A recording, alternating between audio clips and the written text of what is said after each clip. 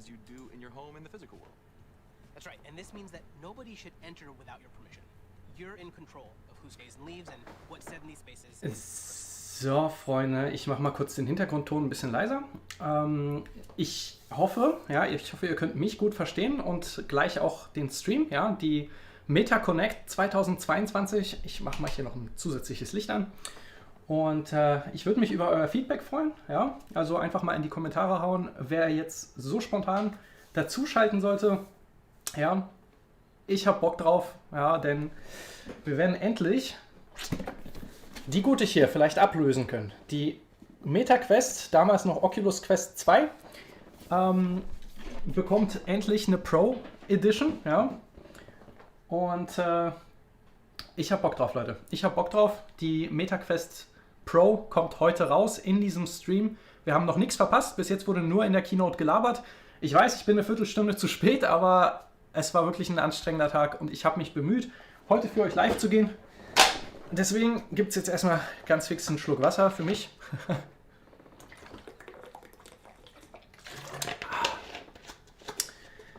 So. Let's go. 4 hours for it to make its first million in revenue on the Quest store.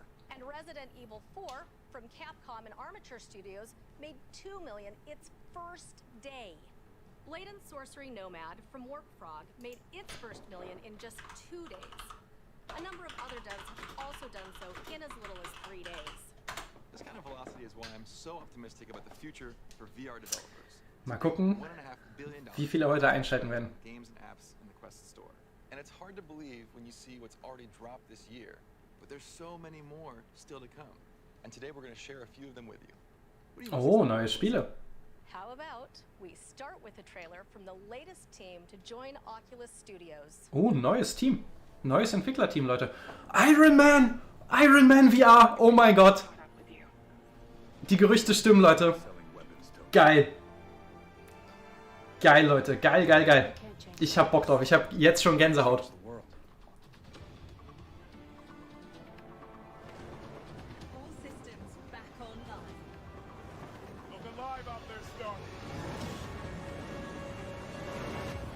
The world needs you, Tony. Oh yeah. Needs Iron Man. There we go, Leute. November 2022. Dieses Jahr noch. Iron Man VR has been one of those dream projects. Nice. We've been Woo. fans since it launched and we could not be more excited. Erster Drop im Stream, Leute. Erster Drop im Stream. And Endeavor One to bring the game to MetaQuest 2 this November. Das brauchen wir, Leute. Partners at Sony Interactive Entertainment. Wir brauchen and neue Marvel Games. Entertainment. Next is the multiplayer phenomenon. Population 1, which is evolving in a big way this December. Ah, The debut of Population Population 1. 1 Sandbox, a Okay, Population 1, ich habe es mal kurz gemutet, ist so ein bisschen wie Fortnite, bloß in VR, ist jetzt gar nicht so mein Ding, aber jetzt Sandbox, nette Geschichte, denke ich, für die Community und ja, um ein breiteres Spektrum anzusprechen. Tom Schock sagt, Gute, ja, an alle, die gerade spontan einschalten, mega nice.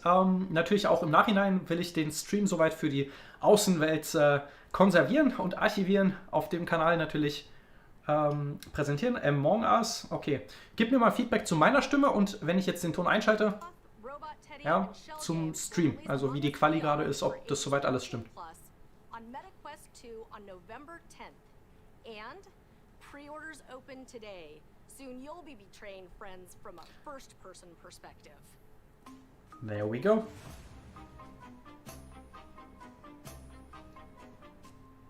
Also ich weiß, die Community rund um Among Us ist gigantisch.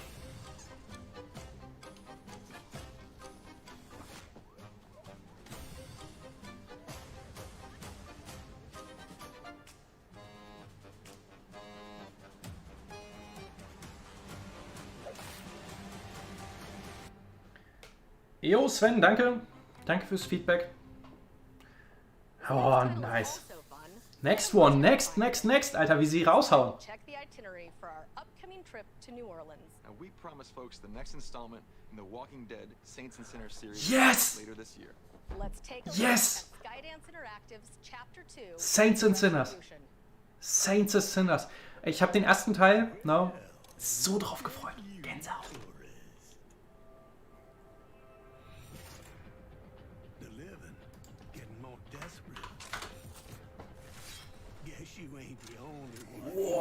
das geil aus.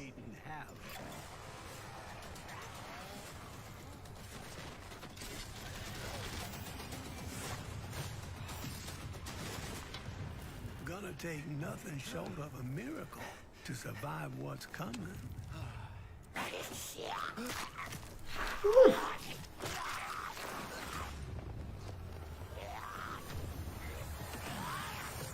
Nice. Wherever the tourist goes, death. Geil. Die Gänsehaut geht nicht weg, Leute.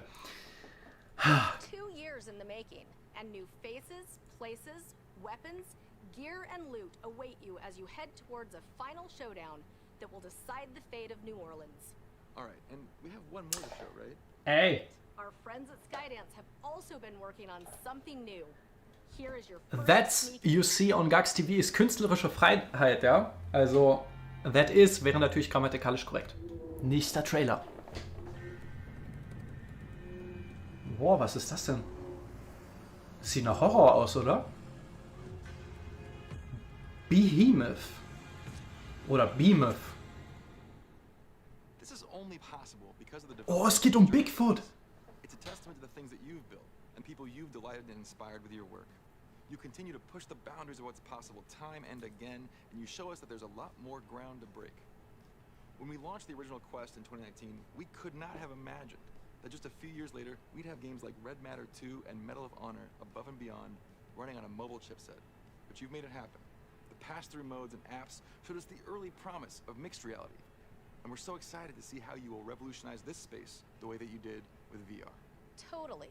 And the best experiences also incorporate some kind of unique movement, which brings a really different dimension compared to our other gaming platforms.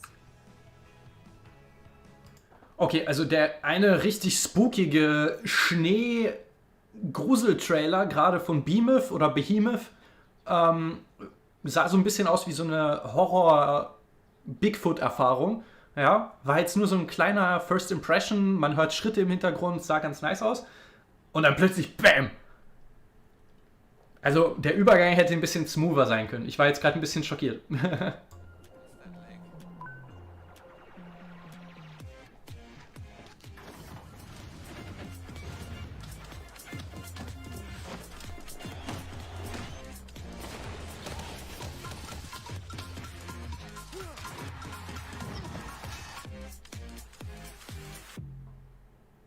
Users globally return to Quest 2 for fitness every month, and VR fitness apps can be just as intense as a regular workout. Also VR-Fitness ist auf jeden Fall geil, ne? Gerade so Beat Saber komplett auszurasten, macht einfach nur Laune. Also gerade im Sommer habe ich das heftig gefeiert. Viel mehr als alle anderen normalen Games, weil man war eh schwitzig, ne? Und dann ein bisschen Gas zu geben, ne? Das macht Laune. Also okay, ja. Also es gibt coole Fitness-Apps und alles, also wen das interessiert, ich mache mal jetzt kurz den Ton an, aber ich habe Bock auf mehr Gaming-Trailer. Moving with a purpose gave me purpose to move. Deliberate fitness apps enjoy remarkable retention. I think it's because they're fun, and you have the support of real communities out there, cheering each other on. There are a lot of VR titles that bring the burn, such as Les Mills Body Combat, FitXR, and Supernatural. Ihr habt's gehört. Die besten Games, die besten. Also, das sieht schon ganz nice aus, aber ich glaube, Supernatural, war das nicht ein Abo? Weil das so das Ding mit diesen ganzen Fitness-Geschichten sind meistens so Subscriptions mit drin, also so Fitness-Abos. Noch eine Fitness-Experience. Because gym class is coming to the Quest store later this fall. Let's do this.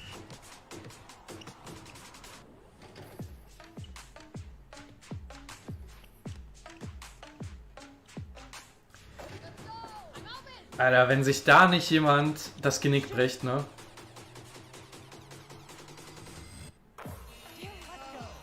Let's run it back.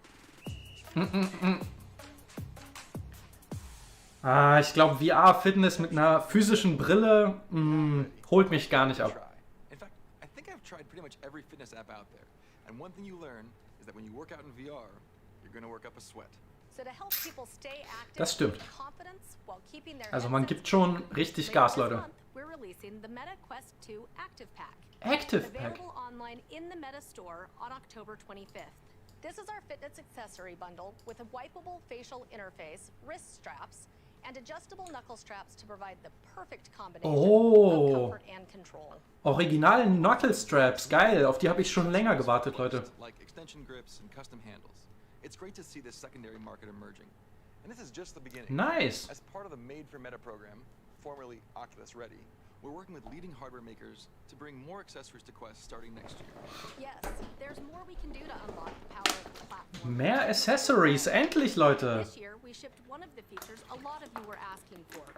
Fitness tracking on the MetaQuest companion app and the health app on iOS. We've seen how important these kinds of foundations are for developers. And we know fitness is a space with a ton of opportunity right now. So this fall, we're releasing Ka-ching. the Fitness API Beta for select developers. It lets people share real-time fitness data and unlock Okay, es geht los, Leute. Data.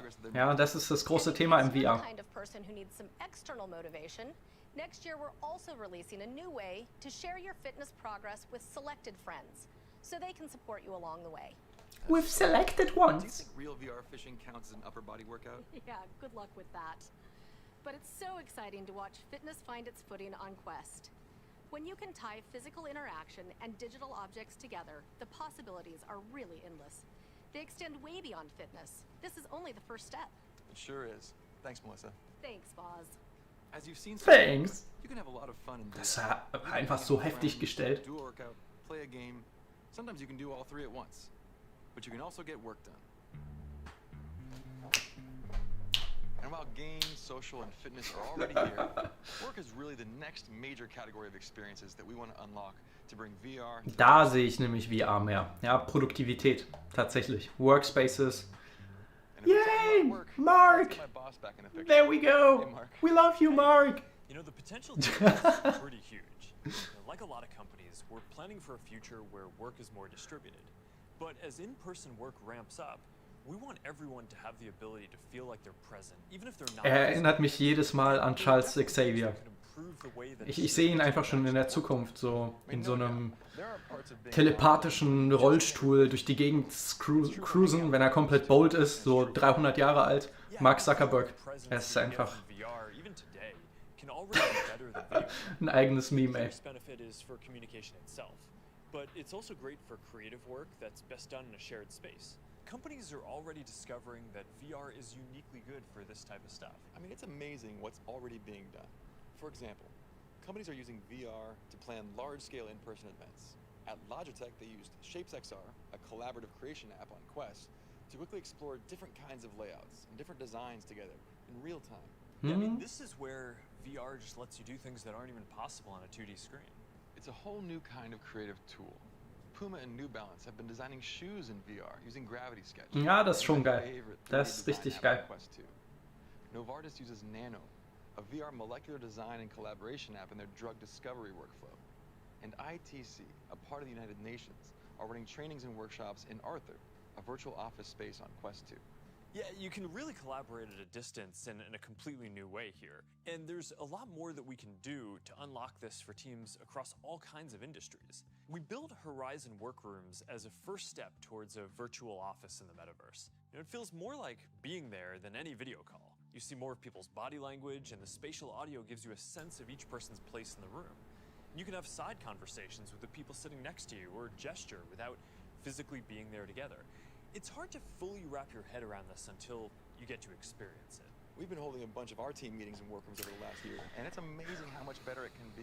There's just something magical about creating that feeling of being around people. Once you've experienced it, you know it's the future.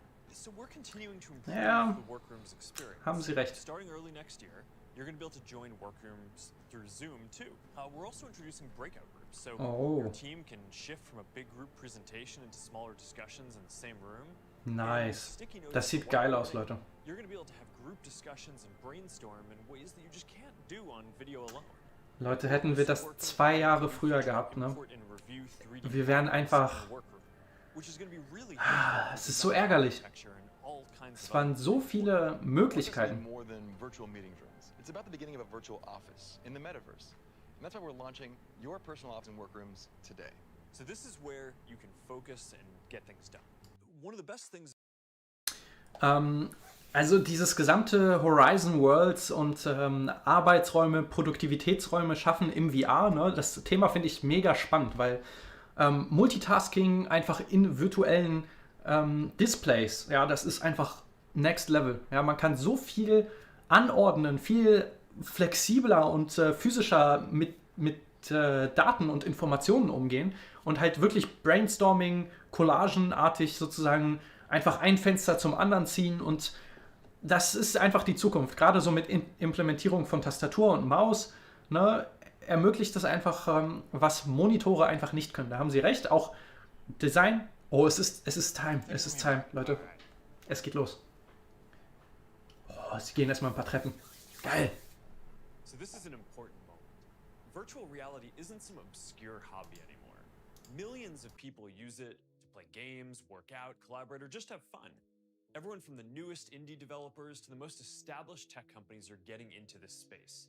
But for virtual reality to really reach its full potential, we need to get to the point where the 200 million people who buy new PCs each year for work can do some or all of their work even better in the metaverse. At Meta, we're focused on building the fundamental technology that will help bring the metaverse to life, whether that's in virtual reality, augmented reality, or the social presence layer across both. What if you could collaborate with colleagues as if you were right there together, even if you were far apart? What if you had that perfect work setup and tools to design new things integrated right into the world around you? What if you could overlay your work and the people you're interacting with right on top of the physical world? This device would help you be more present, more productive, more you.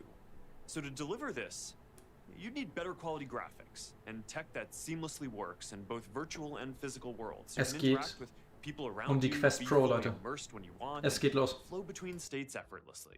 You need something comfortable with much richer ways to communicate. Technology that lets you do things that aren't possible with a laptop and go far beyond what you can do on a phone.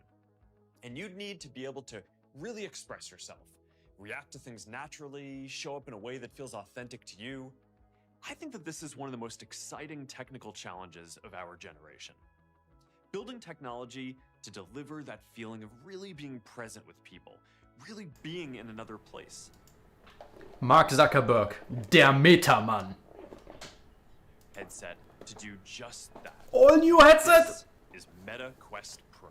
Oh my god.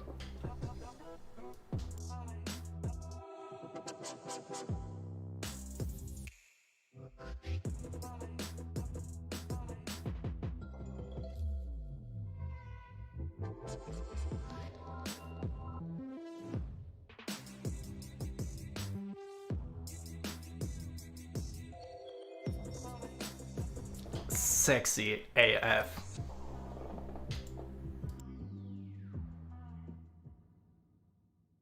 Quest Pro is the first in our new line of advanced headsets, built to expand what's possible in VR. It takes what people love about Quest 2 and adds a bunch of new technologies to help you do more in the metaverse. It's made for collaboration and creativity. It delivers more expression and a deeper feeling of connection than any other technology. With mixed reality built in, it lets you do things that just haven't even been possible before. Es sieht schon sick All aus. with a beautiful design that's comfortable to wear. So whether you're looking to work in a new way, or if you just want the very best experience that's available today, Quest Pro sets the standard. Es sieht So to vor get into allem the details, sleeker let's check aus, in ja, with so Angela richtig Chang, who leads our Quest product team. And since this is a big flach im day, Profil, oder let's go Leute? somewhere a bit Sieht special. schon krass aus. Whoa, whoa, whoa, whoa, whoa, whoa, whoa, whoa, what's going on? This is the new Quest Pro home environment. When you put on your headset for the first time, this is where you'll be. Hey, Angela. Hey, Mark. All right, you finally get to show everyone what was in that briefcase at last year's Connect. Finally, I'm so thrilled we get to Alter bring Falter. Quest Pro to everyone. We have completely reimagined the VR headset as a powerful device for productivity, creative work, and multitasking. Quest Pro is our sleekest form factor yet, with a super thin set of lenses at the front and our first ever curved cell battery at the back to give it a perfect balance. Yeah, it feels great from the moment that you put it on. Right. We wanted to ensure a seamless transition from the physical world to the virtual. So our new headset design with its open periphery lets you see the physical room you're in. You can quickly jot down a note, grab something on your desk, or just be aware of what's happening around you. But you can also use Quest Pro's magnetic light blockers for a more immersive experience whenever you like. We've also redesigned the whole optical Jetzt macht das Design Sinn, Leute. Es gibt Airblocker. Work by folding light over several times and let us make the display 40% thinner compared to Quest 2. The Alter. new lenses aren't just thinner. They Nice. also put more pixels in the center, giving you sharper, clearer visuals, which makes reading text a whole lot easier. Yeah, and the LCD displays have 37% more pixels per inch than Quest 2. And thanks to our new local dimming technology, 75% more contrast. Nice. Richer and more vibrant colors that just make VR even more engaging. This is also our first device to use the new Snapdragon XR2 Plus processor that we worked on with Qualcomm.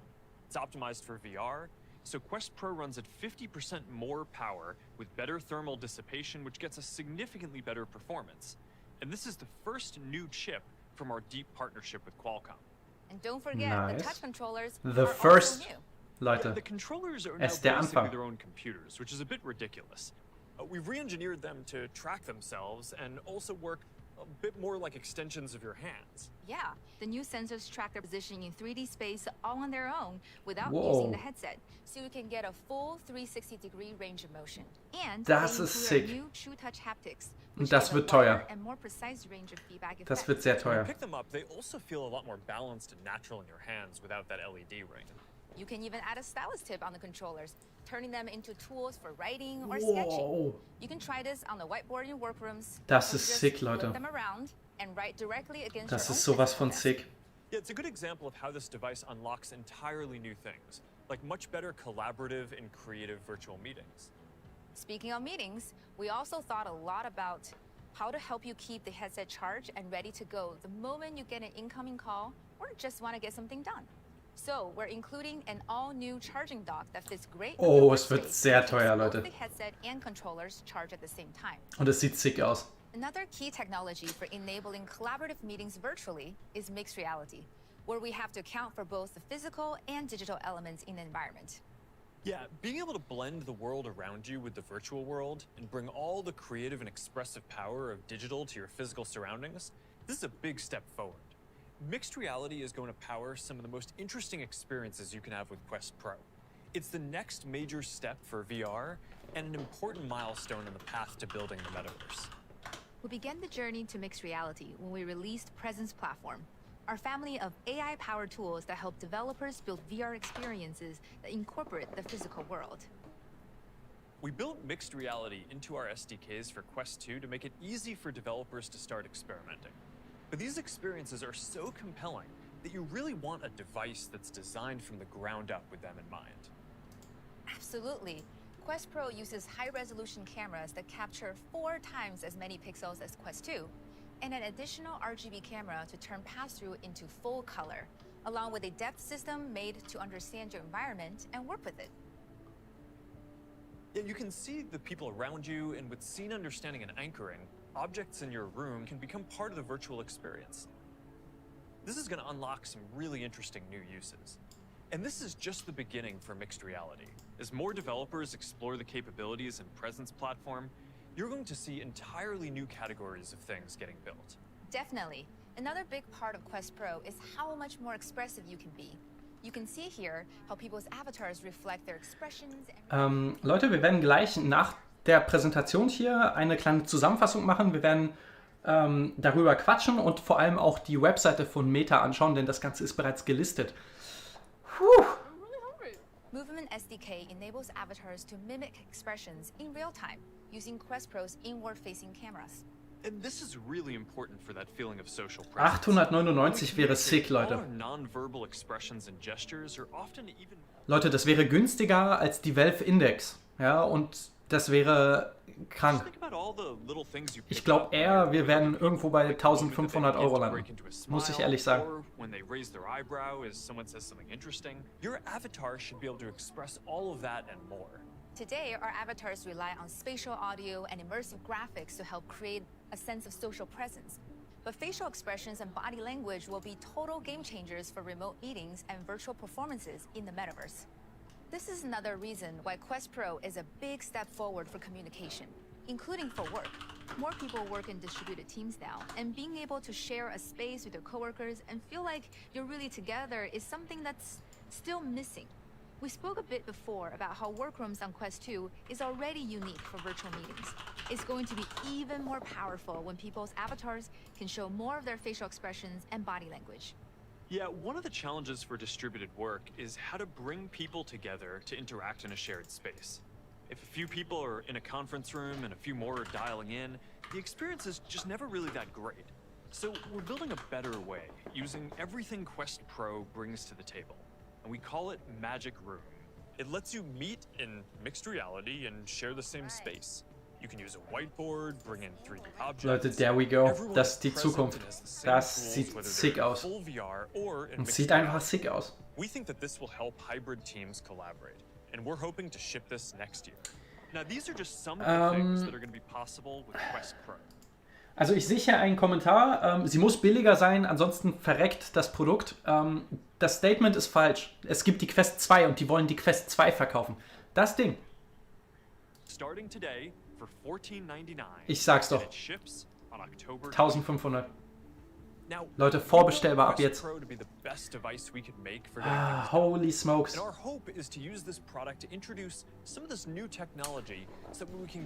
Leute, unschlagbar gewesen, unschlagbar geblieben. 350 € hat mich das Ding gekostet und ich bereue nichts daran. Ja, die Quest 2, beste VR-Brille.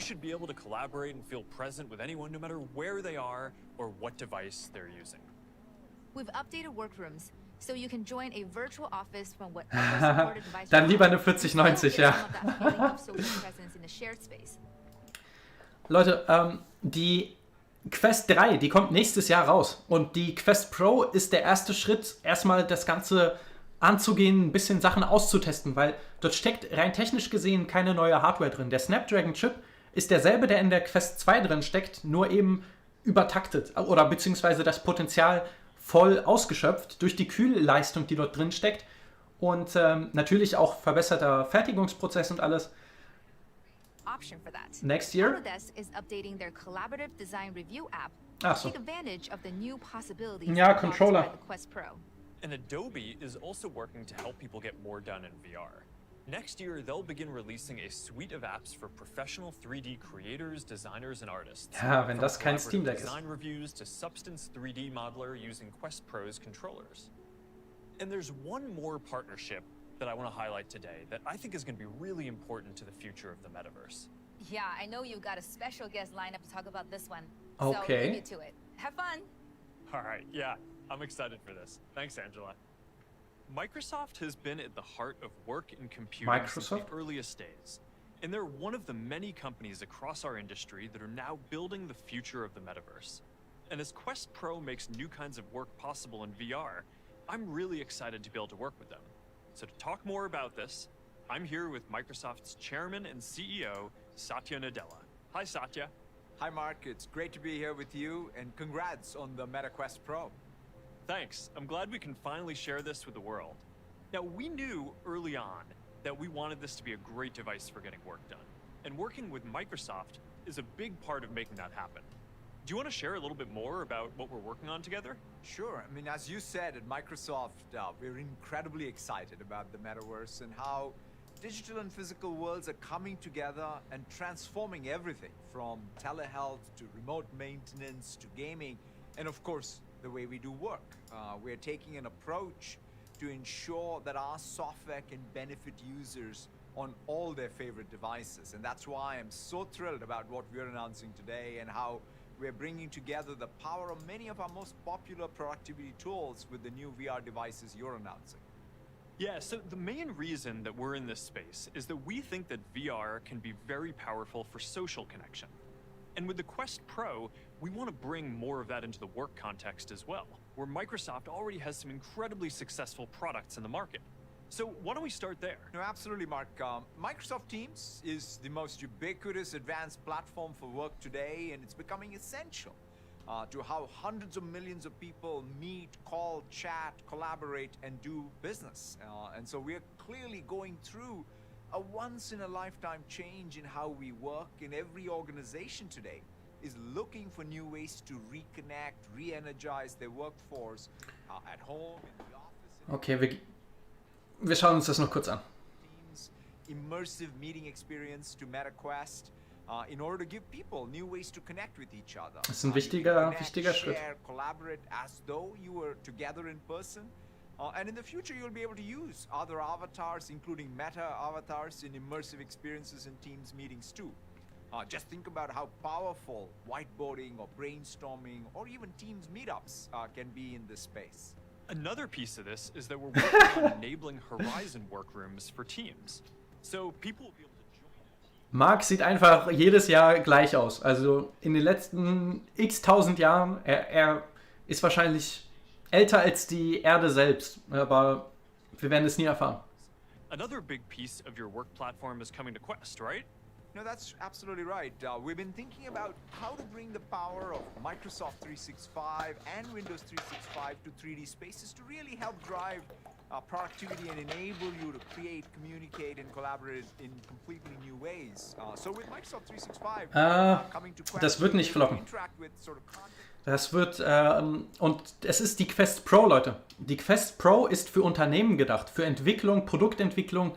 Und ich sage euch, die Quest Pro durch die AR, also Augmented Reality, wird von Unternehmen komplett übernommen und mit Microsoft Teams auf der Seite, ja, ist softwareseitig hier so viel möglich. Ich bin mir sicher, das hat Potenzial und wird VR voranbringen, weil da ist Cash, Leute. Great Microsoft Teams experience through VR, a way to join Teams meetings and workrooms, and you'll have the whole Microsoft 365 suite available too. And for bigger companies who want to roll out VR devices to their employees, we've also got some great news. Yes, absolutely. Being able to manage and secure all devices connecting to your network is absolutely crucial for any business, and that's just as true for a VR headset. Ja, Patrick, genau so sieht's aus. Unternehmen sind die Zielgruppe von diesem Produkt. Die Zielgruppe, Gamer, wir, das hier ist die Quest 2. Und dazu gibt es heute auch noch ein paar News, habe ich gehört. Also, ich bin gespannt.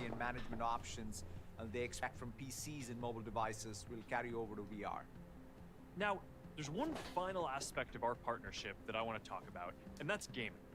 That's absolutely right. There we go. I'm really excited about gaming. When you step back, one thing we have learned is how immersive experiences in gaming can help create real community and connection. In fact, many people are already playing our most popular games like Flight Simulator and Minecraft in VR today. And with Xcloud Gaming, you can stream hundreds of games to any device, allowing you to connect with gamers in all new ways, whether they're right next to you or sitting on the other side of the world. And we're partnering to bring the service to MetaQuest Store. You'll be able to play 2D games with your Xbox controller projected on a massive screen on Quest. It's early days, but we're excited for what's to come. Das ist sick. Who knows, the next time we talk, maybe we'll be playing Flight Simulator together in VR. No way. For that. All right, thanks so much for joining us today, Satya, and thanks for the partnership. Leute, das ist heftig. Ein Streaming-Dienst war im Gespräch, aber das hier Xbox Live. Oh mein Gott.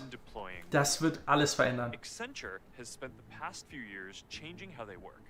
They've been rolling out new technologies like virtual reality to their workforce to accelerate the shift. Ja, das ist huge. Das ist richtig huge, Leute.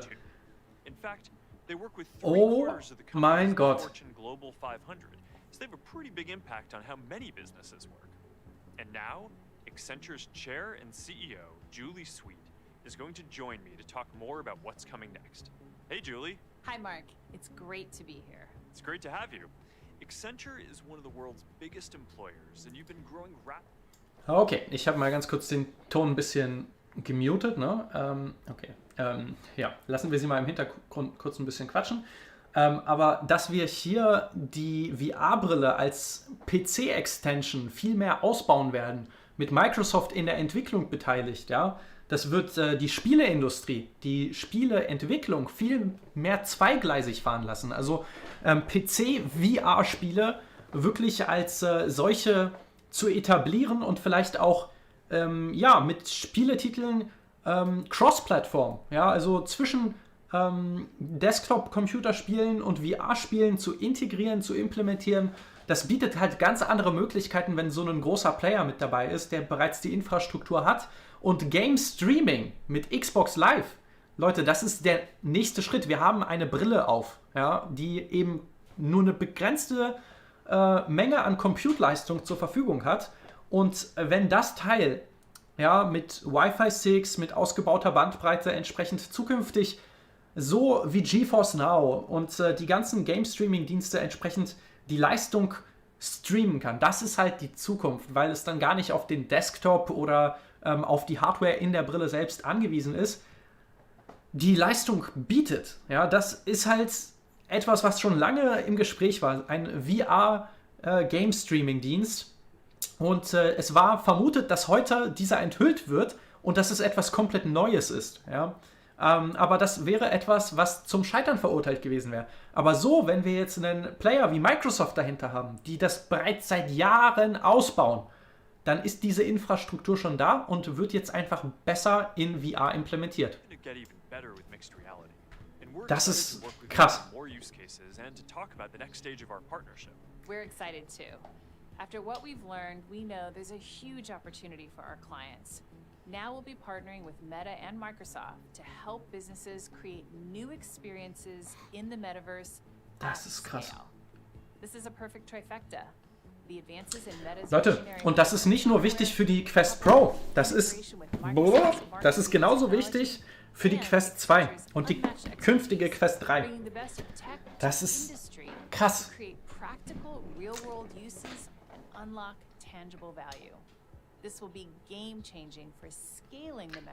Ja, das ist ein wichtiger Moment in der VR-Geschichte, Leute. We want our devices to be easy for companies of all sizes to buy, deploy, and use. Next year, we'll launch Quest for Business, which is currently in beta. It's a subscription bundle for Quest 2 and now Quest Pro that includes a suite of features like work accounts, device and application management, premium support, and more. Quest for Business will also unlock access to integrations like we just announced with Microsoft, as well as others in the future. It's going to be priced to suit the needs of different businesses, and we're going to be sharing more details over the coming months. This is exactly what companies want and need to make the metaverse and VR for work a reality. As one of the largest users of Microsoft technologies and Quest 2 headsets for business, we've seen firsthand the impact on how they can change the way you do business. And we're looking forward to further integrating and shaping the many ways enterprises adopt them at scale. This collaboration is a very exciting opportunity for our three companies to bring the future to life for enterprises, businesses, and our customers. And this is just the start. This has the potential to accelerate the future of work for so many enterprises. Thanks so much for joining us, Julie. Thanks, Mark. Now, we've spoken a lot about how Quest Pro opens up new possibilities for work. But that's far from the only thing it's going to enable. Nice. I can't wait to see what kind of experiences developers will be able to build with mixed reality. Take Beat Saber. It's already one of the most popular VR games of all time. And now imagine what it'll be like when you can turn wherever you are into a Beat Saber arena. Das ist nice, Leute. The Games team put together a little demo. Now, this gives you a glimpse of what's possible. And because we want everyone to be able to create things for the metaverse, not just Die Kameras sind einfach krass scharf auflösend. As well. Hundreds of thousands of creators already use Spark AR to build AR effects on Facebook and Instagram. They have years of experience blending the physical and digital worlds, which is a core part of the metaverse. So starting today, we're giving creators the ability to build interactive 3D objects in Spark Studio and begin testing them in mixed reality with the Spark player. With virtual worlds becoming accessible across all your devices, with Quest Pro bringing mixed reality to the world, and with the future of work emerging in the metaverse, we have a lot to build in the coming years. Stellt euch vor, ihr kommt nach Hause und habt einen virtuellen Fernseher. That's the future. Und jetzt kommt die Zukunft, Leute. Jetzt kommt die Zukunft. Jetzt sehen wir Quest 3 und zukünftige VR-Brillen und was möglich ist. Hey, we're here together in Horizon, and this is the first time that we've done this at Connect. And this is a preview of our next generation of avatars. They're so much more expressive and detailed than anything else today, and they have this unique meta style to them. Now, it's a lot of work to build AI to auto-generate these for billions of people, and then give everyone the tools to make sure that your avatar feels like your own. But I'm excited to start rolling these out later next year on phones, VR headsets, and more. So, while I'm excited for this next generation of avatars, we are also seeing a lot of developers and partners building great experiences with our current generation of avatars as well. So now, let's meet up with Igarim, who leads our avatars work, to discuss the latest on our avatars and what you can do with them. Hey, Igarim. Hey, Mark. Hey, want to update everyone on the latest with the avatars ecosystem? Yes, we have so many exciting things going on. Our first milestone is making it so you could use your avatar across all of our apps and in VR. The new Meta Account Center, it already allows you to have one or multiple avatars, so you could show up however you want. And if you have one avatar you really like, you can now easily sync it across all the apps and in Horizon. Nice. All right, let's talk a bit more about the integrations that we're building for the app. Kommentar des Streams: Ich will nicht aussehen wie ein Charakter aus Die Sims 4. Ja, muss ich ganz ehrlich sagen, also das ist halt nicht jedermanns oder Frau's Ding, ja, sich halt virtuell halt, ja, warum von der Realität sich entfernen, ja, warum die Kanten und Ecken im Leben komplett zu verkünstlichen. Ja, das ist nicht gut für die Zukunft, muss man ehrlich sagen. Also wenn alles in AI und alles irgendwie verpixelt wird, ja, weil egal wie hochauflösend etwas Virtuelles ist, ja, AR, Augmented Reality, hat Potenzial, die Realität zu erweitern, aber sie nicht zu ersetzen, ja, und das ist in meinen Augen die Gefahr hinter dem Ganzen, ja, weil es ist schwierig, es ist sehr schwierig mit diesen Implementierung. Also es kann witzig sein und es kann manchen halt gefallen, aber es kann genauso auch einfach in die falsche Richtung gehen, ja, muss man ehrlich sagen. And in fact, today we're announcing partnership with Zoom that will let you show up as your avatar on Zoom calls. Das ist auch eine krasse Kooperation. We're extending the Meta Avatars SDK to iOS and Android on Unity. And I'm also excited to share that the Meta Avatar SDK will soon support Unreal Engine and virtual reality too. These expansions will make it a lot easier for more developers to start building meta avatars into your apps. Yes, we're testing this with a small group of partners now and plan to release this more broadly next year. Ja, mal gucken, wo es wo es hingeht, ne? Ob es unsere Welt komplett ersetzen wird und wie wir interagieren. Also ich halte davon nicht so viel, muss ich ehrlich sagen. Ich sehe in den Kommentaren, ihr auch nicht. Also sowohl die Optik gefällt euch nicht, als auch eben so dieses gesamte, keine Ahnung, es ist halt geheuchelt. Ja? Das ist nicht die Realität. Kurz eine andere Frage von Alex Zockt, und zwar an den Chat. Lohnt es sich für eine RTX 3080 von dem Ryzen 3600X auf einen 5800X 3D umzusteigen? High FPS, Full HD Gaming. Also ja, der Leistungssprung wird da sein, definitiv. Und ich denke, das ist das Beste, was du mit deiner AM4-Plattform machen kannst. Ab heute bekommt ihr zusätzlich noch ein Game Bundle mit den Ryzen 5000ern. Uncharted ist ab heute ja, offiziell mit AMD angekündigt worden, dass das Ganze ein kostenloses Game Bundle ist. Das heißt, ich glaube 419 € kostet der 5800X 3D gerade. Und für diese 419 € bekommt ihr noch zusätzlich ein Spiel, das sonst im Keyshop etwa 35 € kostet. Also es ist eine sehr gute Preis-Leistung. Also meine Videos zu Ryzen 7000, also meine Benchmarks, kommen. Ich bin heute fertig geworden mit dem ersten großen Video. Also Ryzen 7600X und 7700X. Und ich gebe einmal soweit meine Preview. Nope. Oh, es gibt Füße. VR-Füße. Toll.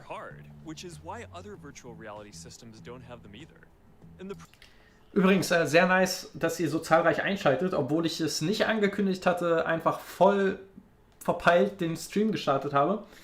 Freue mich auf jeden Fall. Mega. So. Das ist 10 Jahre. Sogar das kleine. Danke. Ja, gar kein Thema. In the wrong place, it would feel like my arm was broken. Yeah, but as we got better at tracking and predicting your arm position, then we can add your whole arms to the avatar stack in addition to your hands. And now we're doing the same with legs. And now we're getting ready to launch the first full-body avatars. Yeah, so with standalone virtual reality headsets, understanding your leg position is surprisingly difficult because of occlusion. So if your legs are under a desk or if your arms block your view of them, then your headset can't see them directly and you need to build an AI model to predict your whole body position. And this really needs to work reliably, so it just feels natural. Interessante Technologie. That's why we're going to bring legs to Horizon first. And we're going to zu der Frage zum Preis vom Ryzen 5800X 3D. Ich glaube, wir sind am Punkt angekommen, wo er so günstig ist, wie er sein wird. Ich glaube nicht, dass so viele von den Teilen da sind. Ich glaube nicht, dass wir bis zum Weihnachtsgeschäft genug da haben werden, um diese Preise weiter fallen zu lassen. Gerade mit dem Uncharted Bundle, was heute online gekommen ist, denke ich, dass der 5800X 3D vor Ende 2022 ausverkauft sein wird. Und tatsächlich 419 € ist der derzeitige Preis. Der günstigste Preis, der erhältlich war, war 390 € im Mainstar. Ich denke, dass genau das auch so der Breakpoint ist, wo wir sein werden. AM4 wird nicht dauerhaft bestehen. Ja? Das, was AMD heute gemacht hat, mit Ryzen 5000 nochmal einen Game Bundle rauszuhauen, zeigt, sie wollen den Abverkauf nicht bei den 7000ern. Die wollen die 5000er loswerden, ja, erstmal schön an die Kunden bringen und dann, ja, bis dahin, die 7000er sind also sehr, sehr stabil, was den Preis angeht und auch sehr, sehr hoch angesetzt und das nicht ohne Grund. Ja, die 7000er, die werden sich noch ein bisschen halten, weil, also AMD ist nicht blöd, die wissen, die Leute bauen gerade nicht viele neue Systeme, sondern upgraden und upgraden tun sie, ja, von 3000 auf 5000. Okay, jetzt geht's weiter mit dem Stream. What's next, hat Mark Zuckerberg gesagt. Ein Tablet. Ich bin gespannt. With Quest Pro, our next generation avatars, and Horizon Worlds, we're making good progress on two of the most powerful windows into the metaverse. Virtual reality for full immersion, and mixed reality for blending physical and virtual worlds.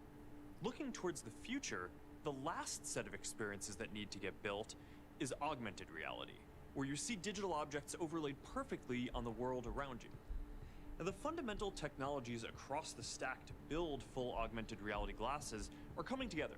The waveguide displays, sensors, silicon, AI, and more. I've seen a lot of these pieces working in the lab, and it's awesome. Now, I think that this is some of the most amazing technology in existence right now, and it's going to be really neat to see it come together into products over the next few years.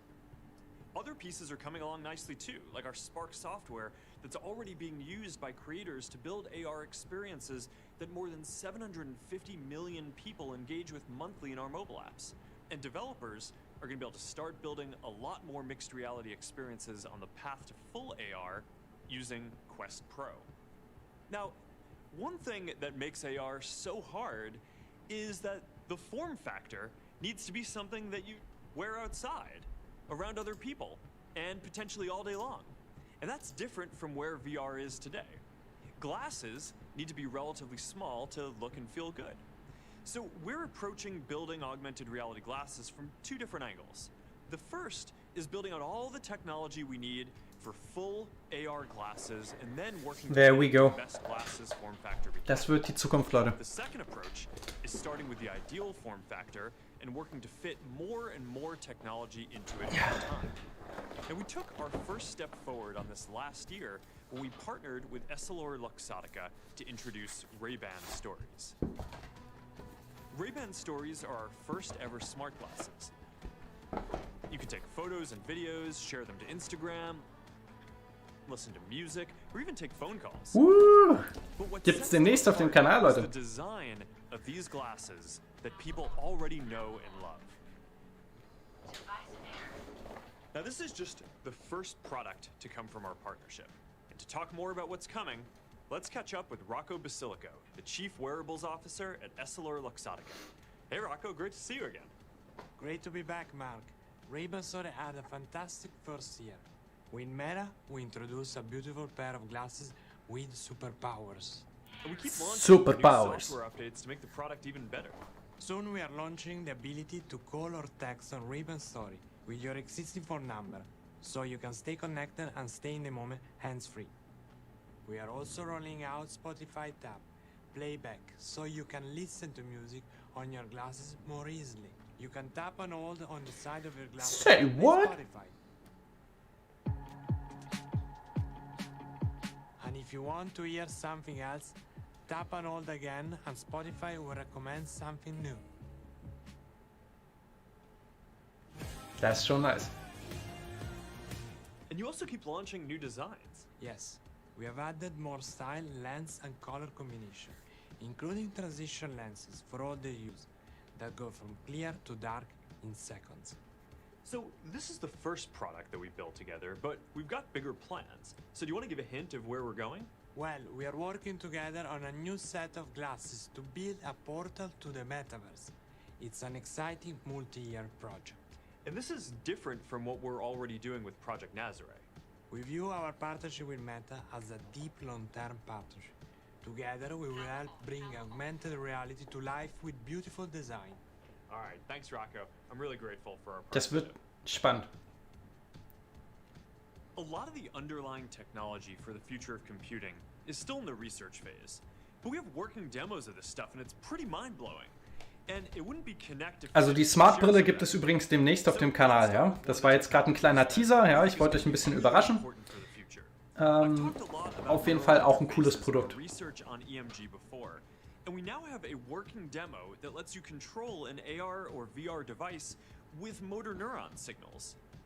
Now I'm not going to show you the headset this year, but here's what I'm seeing while I'm using this. No way! Just the gentlest flick of my thumb to check my messages.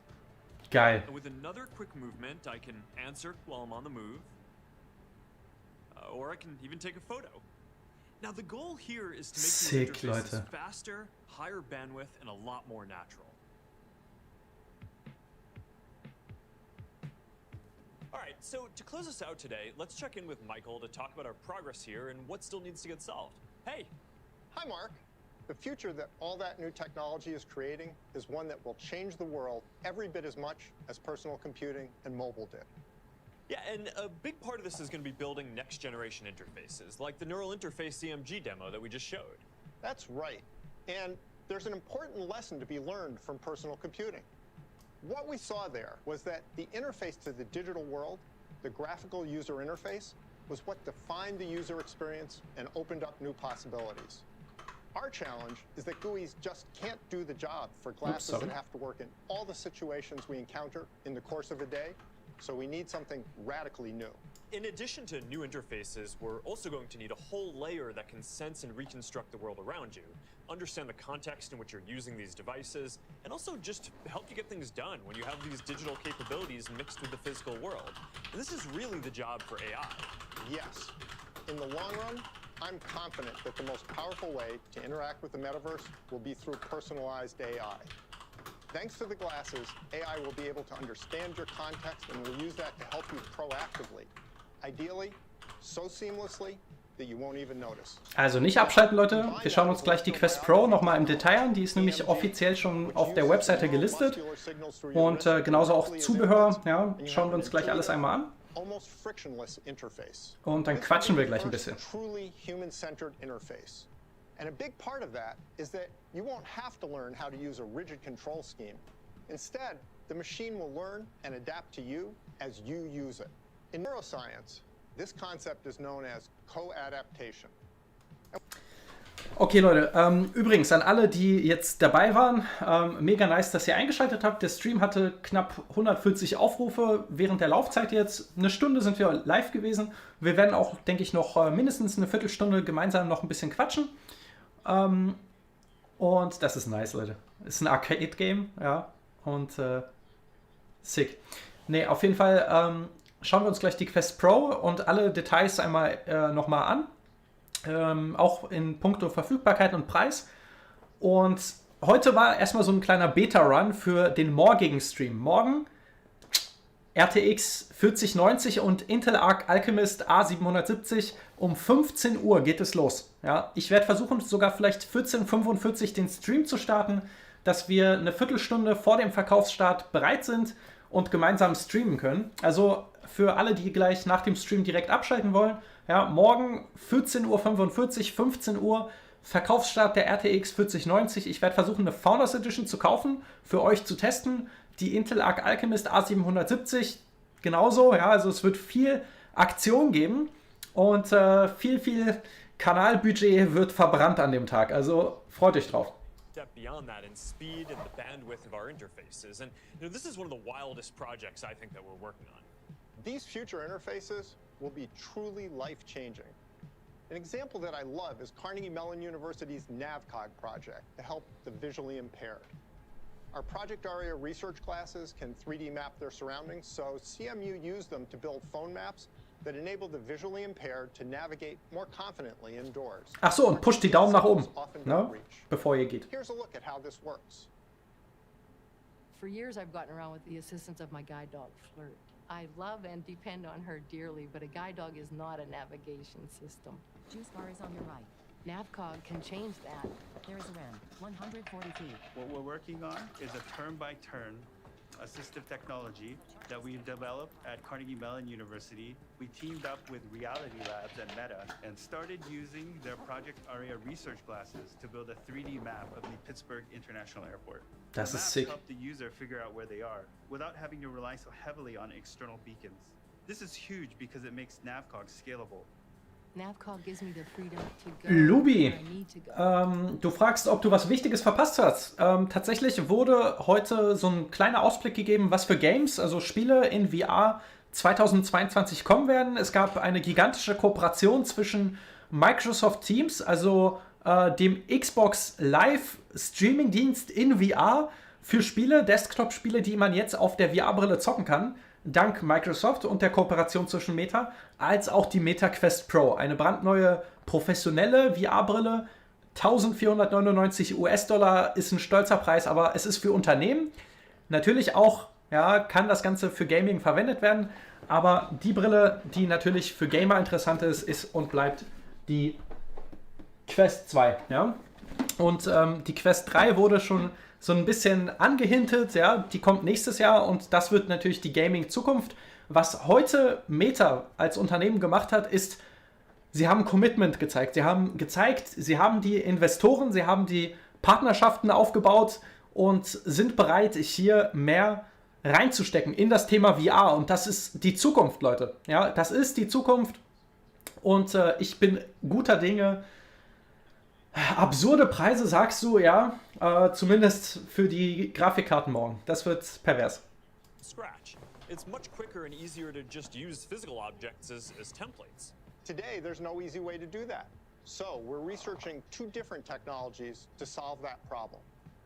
The first one uses machine learning-based neural radiance fields to reconstruct the appearance of a 3D object from multiple 2D images taken at different angles.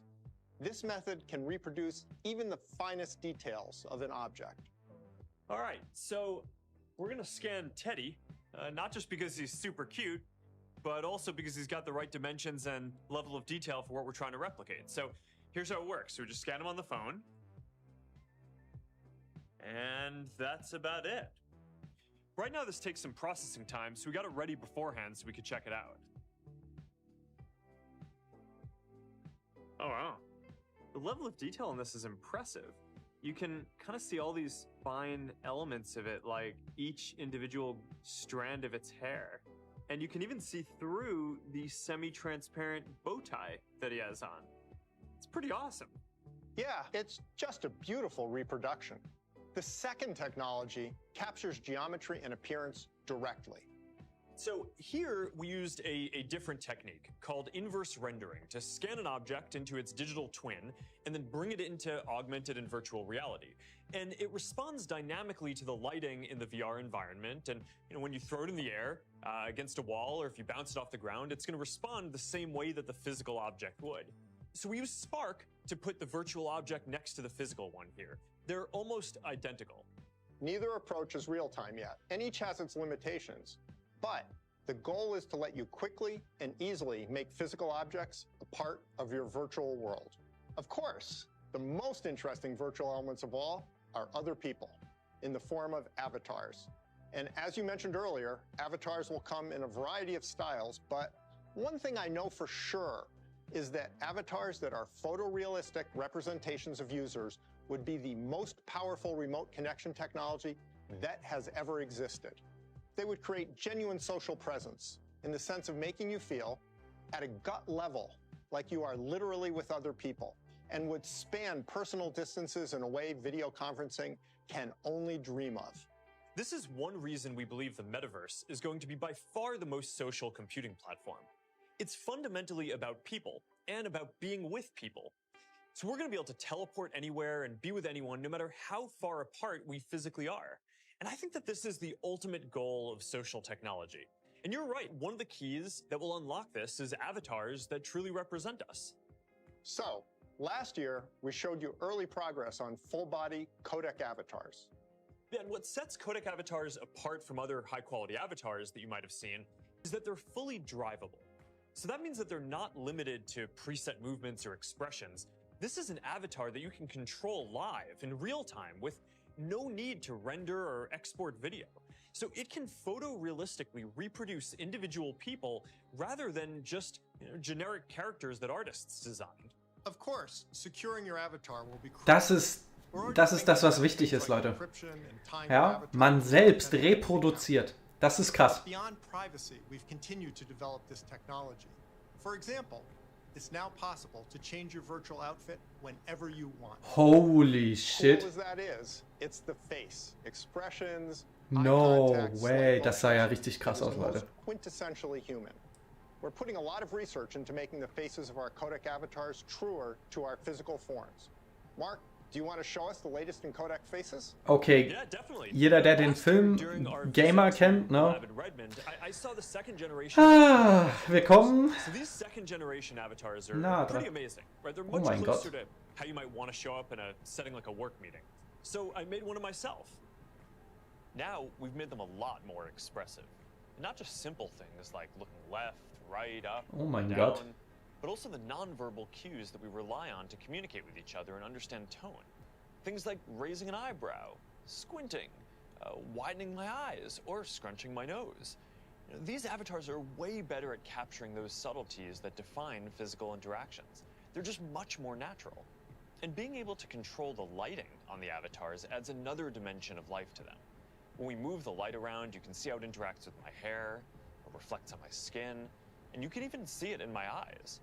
Now, these are awesome, but they also take a really long time to generate. So we're working on something that's a lot quicker for people to use. Das ist krass, Leute. And we've made a lot of progress with what we call instant avatars. So here's Autumn from our RL Labs team doing a demo of the process to show exactly what goes into this.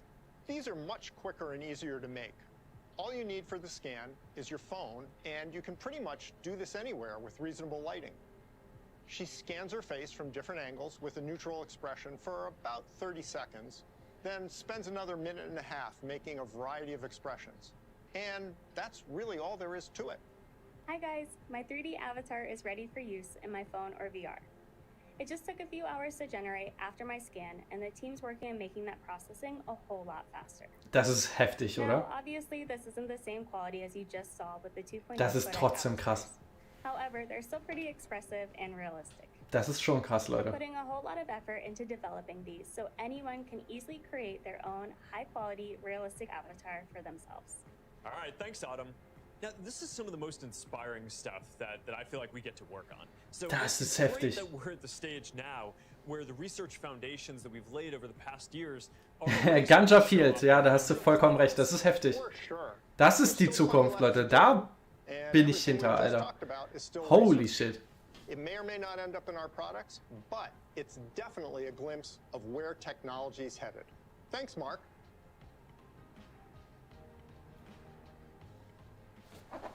All right, so Wieso immer so cringe, Mark? Wieso? last year we laid out our vision for the future, and this year we're taking another big step on the path to get there. What we shared today is the first move towards the 200 million people who get new PCs every year, one day working in the metaverse. We're still early in this journey. The products that we showed today are part of a roadmap that extends far into the future.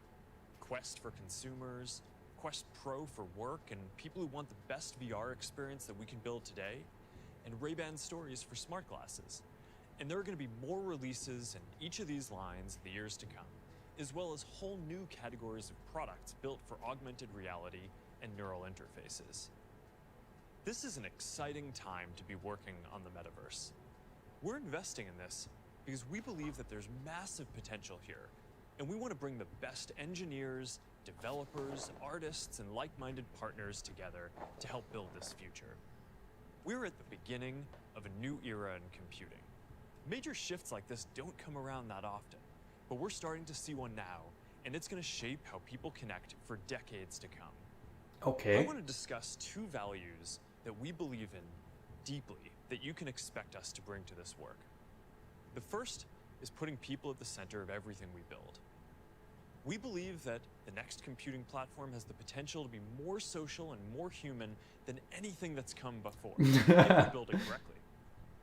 That's why so much of what we've shown today is Ja, Mark sieht aus, als ob er schon seit Anfang an gerendert ist, also das ist einfach crazy. Prioritizing hardware that supports facial expressions and eye contact, creating new ways for people to meet and collaborate. Dr. Uchipazzi, nice, dass du einschaltest. Avatars.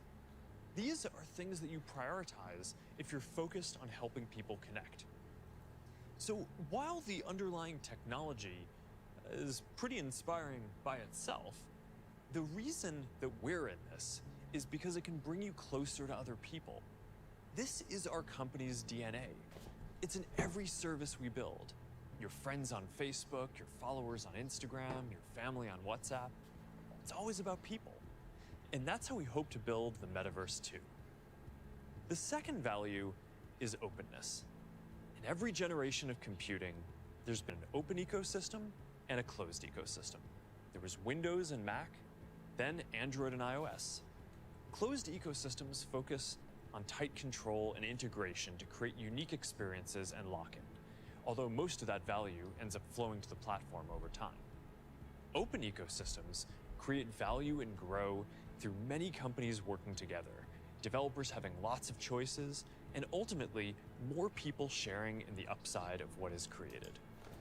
An interesting thing about the history of computing is that different models have won out in different periods. It's not predetermined which will be the primary one this time around. But as someone who has experience building under both models, I strongly believe that an open, interoperable metaverse built by many different developers and companies is going to be better for everyone. As you can see today from all of the different partners that we're working with, I see our role as not just helping to build this open ecosystem, but making sure that the open ecosystem wins out in this next generation of the internet. Philosophically, we've always been about building in the open. We'd rather show the progress we're making and talk about the challenges we're still working through. We don't have all the answers, because some of them just don't exist yet. We're all on this journey together.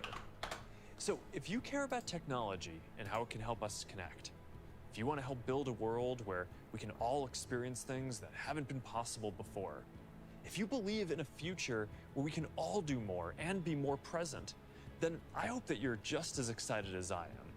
So thank you for being a part of this journey, and we'll see you again soon. Danke für die Präsi. Also das war mega spannend, Leute. Richtig krasse Präsi, richtig krasse Keynote. Ich versuche mal jetzt hier ganz fix. Zack, zack, zack.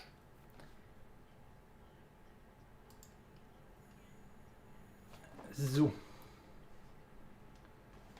Sekunde.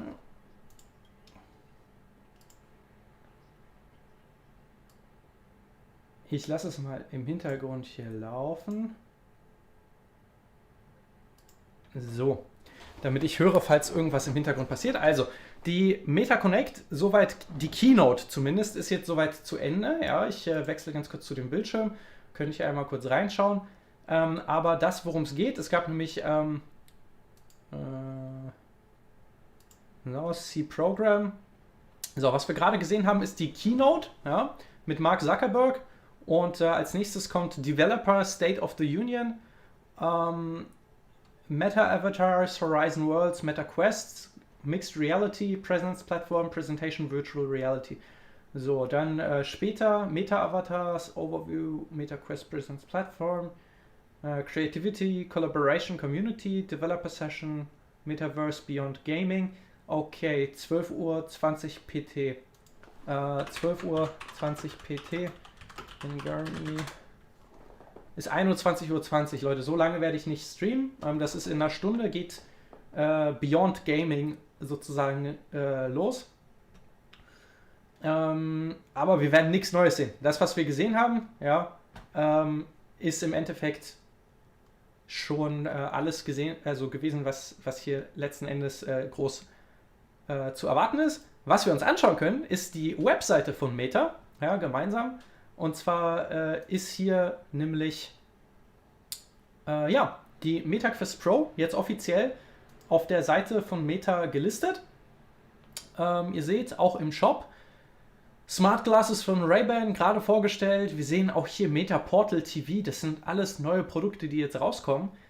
Ray-Ban Stories, Wayfar, sehr viele Einblicke hinter die Kulissen. Ist natürlich leider nicht in Deutschland, ja, in dieser Region in Deutschland leider nicht verfügbar, denn der Rechtsstreit mit dem Verbraucherschutz ist leider noch immer aktiv. Ich habe jetzt hier einfach mal Amazon France aufgemacht, so habe ich damals nämlich meine Quest 2, diese hier, ja, zum Launch damals bestellt und seitdem erfolgreich im Einsatz. Aus Frankreich einfach bestellen. Ja, wie macht ihr das? Einfach über den Chrome-Browser öffnen, dann hier Rechtsklick drauf machen und auf Deutsch übersetzen lassen. Zack, Zauberei, ja, heutige Technik ermöglicht das. Und dann seht ihr hier auch schon, ja, da ist die Quest 2. Ist leider im Preis gestiegen, aber bietet jetzt auch noch zusätzlich Beat Saber im Bundle. Was ich hier aber nicht sehe, ja, wenn wir hier Quest Pro eingeben, ist die Quest Pro. Und deswegen frage ich mich, ob die überhaupt außerhalb von dem Meta Quest Store im Ausland überhaupt erscheinen wird, weil es ist ja eine professionelle Brille und es scheint tatsächlich so, als ob eben der Fokus natürlich jetzt erst einmal bei der Quest 2 erhalten bleibt und die Quest Pro als solche erstmal ein Einstieg sein wird in den professionellen Raum. Ja, ich kann noch mal hier schauen, in Chrome, Quest 2, Quest Pro. Es scheint nicht so, als ob irgendjemand jetzt hier schon irgendwas gesichtet hat. Ja, aber schauen wir uns jetzt erstmal die Produkte hier an. Ja, die Ray-Ban Stories und was auch immer, okay. Na, also die Smart Glasses, so ähnlich wie die, die ich demnächst für euch vorstellen werde. Na, das wird schon eine sicke Zukunft, würde ich sagen. Also die werde ich demnächst für euch vorstellen. Sieht auf jeden Fall smart aus und ob das auch eine smarte Erweiterung für den Alltag ist, werden wir dann sehen. Auf jeden Fall cool. Ja? Unterschiedliche Designs, man kann damit telefonieren, man kann damit unterschiedlichste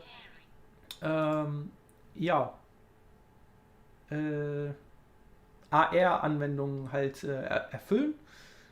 Und das, was natürlich euch interessiert, ist die Quest Pro. Also vom Design sehr, sehr flaches Profil und ich habe als erstes gedacht, das ist voll ein Designfehler, ja, dass hier dieses gesamte Brillendesign-Konzept so offen ist. Aber im Lieferumfang, das hat uns Mark Zuckerberg heute gezeigt, ist ein Sichtschutz. Ja. Dieses offene Design ist für AR-Implementierungen, also Augmented Reality. Und ermöglicht natürlich hier an den Seiten noch viel wahrzunehmen, weil diese VR-Brille hat sehr, sehr hochauflösende Kameras, die nach außen hin die Umgebung widerspiegeln können. Und das ermöglicht einfach sozusagen diese weiche Überblendung in die Umgebung. Ja, Hand-Tracking, Finger-Tracking ist natürlich Next Level. Die Controller genauso. Ja, wir sehen, okay, es sieht auf jeden Fall sehr komfortabel aus. Nices PR-Material. Aber das, was uns natürlich interessiert, ja, abgesehen von den schicken Controllern, ist, mal schauen, ob es hier überhaupt ein Bild davon gibt oder ob das nur im Stream gezeigt wurde. Ja, okay, es wurde tatsächlich nur im Stream gezeigt. So, und dann schauen wir jetzt erstmal hier Zubehör.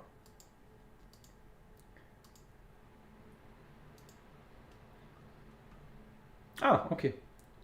Derzeit hier tatsächlich nur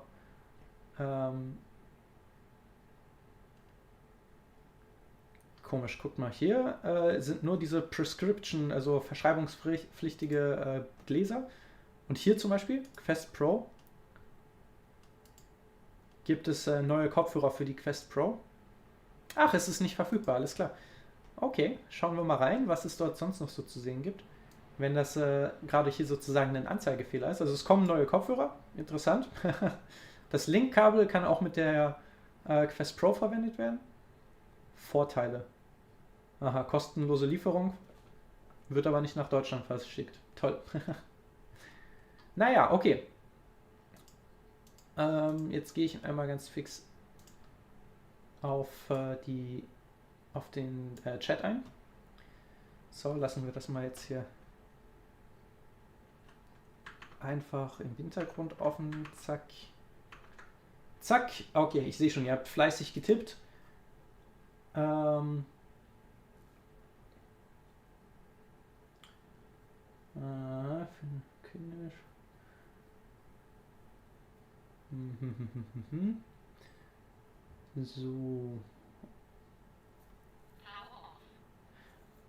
Auf dem Handy ist der Stream sehr leise, okay. Also meine Stimme oder meintest du den Stream generell?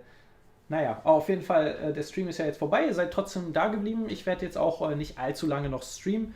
Ich denke, so ein paar Minütchen kriegen wir noch hin. Achso, ja, Alex sagt danke dafür, ja, für den Link mit dem Ryzen 5800 X3D. Gar kein Thema, gerne, ist in meinen Augen ein Top-Deal. Ich habe tatsächlich vor, mir Uncharted zu holen und ein Kumpel hat schon sehr lange auf den Ryzen 5800 X3D geschielt. Der wird sich heute den Chip auch ordern und mir dann den Key im Nachhinein geben. Da freue ich mich schon drauf. Also ist ein Top-Deal, Leute. Und so wie ich gesagt habe, die AM4-Plattform, sie ist halt im Moment jetzt noch so, okay, man kann upgraden, der 5800 X3D ist verfügbar, aber was ist, wenn er nicht mehr verfügbar ist? Ja, dann ist der Update-Support halt vorbei und man kann nur noch auf den Gebrauchtmarkt zurückgreifen. Und ich denke, dass bei vor allem dem 5800 X3D eben der wie ein Prototyp war, ja, so ein Versuchskaninchen von AMD, eben ja, länger der Fall sein wird. Aber ja, wir schauen jetzt hier noch einmal fix in er redet gerade nämlich über Games, Freunde.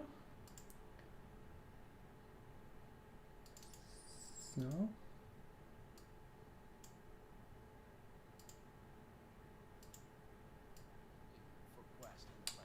So. So.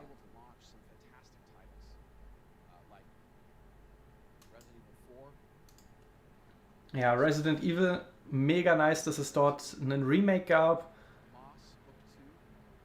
Morse Book 2 muss ich noch zocken, ich habe richtig Bock drauf, ich hab's schon. Sick, Medal of Honor, richtig nice. Ist nicht so meins, aber auch richtig cool.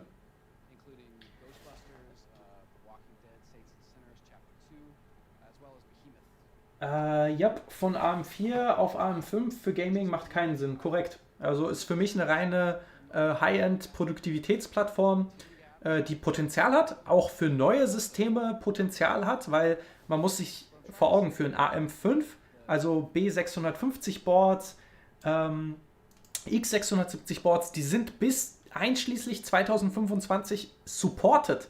Das heißt, wir werden bis dahin neue CPUs sehen, die wir auf diesen Sockel unterbringen können. Und das ist natürlich Zukunftssicherheit, die selbst Intel einem nicht bieten kann. Also AMD hat da schon sich einen Maßstab gesetzt. Ich hoffe, sie können dem Ganzen gerecht werden, ja? Dass diese Plattform mit DDR5 einfach so zukunftssicher ist, mit PCIe 5.0, weil ich meine, morgen kommt die RTX 4090 raus. Ja? Die Karte setzt auf PCIe 4.0, ja? 5.0. Es gibt noch keine Karten. Es gibt noch keine Karten in Aussicht, die diesen Standard unterstützen. Und nichtsdestotrotz ist das halt jetzt schon sowohl bei Intel als auch AMD ein Standard. Auch die PCIe M.2 SSDs, ja, die werden wir Anfang 2023 sehen. Trotzdem ist es jetzt ein Verkaufsargument. Aber nutzen tut das Feature dann halt am Ende eh niemand. So, Leute. Wir sind jetzt 1 Stunde 20 Minuten live gewesen. Die Keynote war spannend, ja. Soweit sehr, sehr interessant gewesen, ja. Also Mark Zuckerberg hat uns hier auf jeden Fall sehr, sehr spannende Produkte rund um hier die Quest und deren Nachfolger, ja, die Quest Pro, präsentiert, in Aussicht gestellt, was die Zukunft mit sich bringt. Und ich würde sagen, ja, ich beende den Stream jetzt. Pusht die Daumen nach oben, ja, danke, dass ihr eingeschaltet habt. Und seid morgen um 14:45 Uhr, 15 Uhr zum Verkaufsstart der RTX 4090 und der Intel Arc Alchemist A770 live mit dabei, wenn ich das Ganze für euch, ja, einmal in so einer kleinen Marktübersicht selber kaufen werde. Ich werde versuchen, die Karten zu kaufen. Ich werde versuchen, ja, euch einen Überblick zu geben, wo die Karten verfügbar sind, wo die besten Preise sind. Das werden wir morgen im Stream ebenfalls wieder einmal angehen. Bis dahin, danke fürs Einschalten. Gaming Fitness,